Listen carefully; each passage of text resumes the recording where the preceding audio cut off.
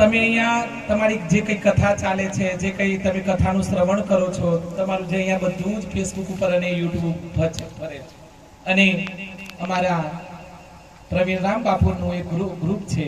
એ ગ્રુપમાં બધા સવારે મેસેજ આવી જાય એટલે હું સવારે ઉઠીને બધા જોઈ લઉં એટલે પછી હું નિશાળે જાઉં કે હું મારો આશ્રમમાં ફરું, પણ હું ખરેખર તો મનથી મણિયોરમાં જ હોઉં. અને મણિયોર મને બહુ વાલું છે.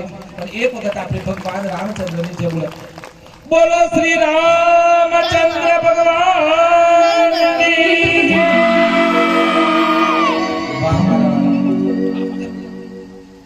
10 મિનિટમાં મુખ્ય બાબતો કહી દઉં.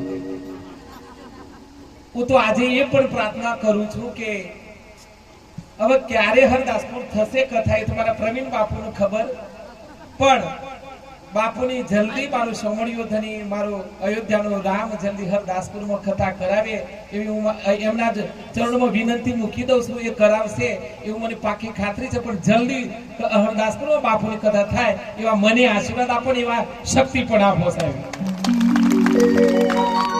તૈયાર થઈ રહ્યું છે.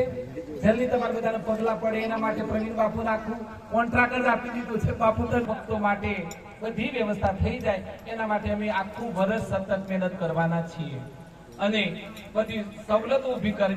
રામનું જીવન જુઓ તો રામના જીવનમાં માતા પિતાની સેવા, પિતાની આજ્ઞાનું પાલન, ભાઈઓ પ્રત્યેનો પ્રેમ, તમામ સમાજ પ્રત્યે ભાવ, તો રામના ગુણો આપણા જીવનમાં આવે. માં સીતાના ગુણો આપણામાં આવે, ભરતજીના ગુણો આવે, લક્ષ્મણજીના ગુણો આવે.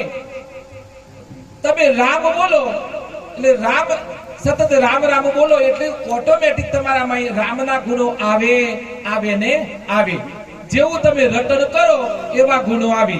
અને રામ કૃપાળુ બાપુની આમ તો મેં પહેલી જ વાર કથા સાંભળી એટલે કોઈ બાપુ માટે જોરદાર તાળી પાડો. અને મારી લાડવાઈ બેન, મારી મીનાબેન, આ મીનાબેન નું તો ખબર નહીં કયો કંઠ આપ્યો છે, સ્પેશિયલ કંઠ આપ્યો છે એમ. એ પણ મારી મીનાબેન માટે પણ જોરદાર તાળી. કારણ કે ભગવાન આ આખું ગ્રુપ આ કોઈ આશા નહીં અહીંયા